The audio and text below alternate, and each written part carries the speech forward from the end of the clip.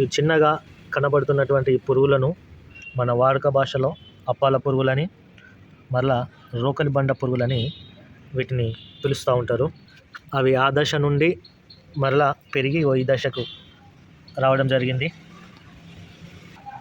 ఇవి సాధారణంగా ఆహారంగా కుళ్ళిన ఆకులను, కుళ్ళిన కట్టెలను వాటిని ఆహారంగా తీసుకొని భూమిని సారవంతంగా చేయడానికి ఇవి తోడ్పడతాయి.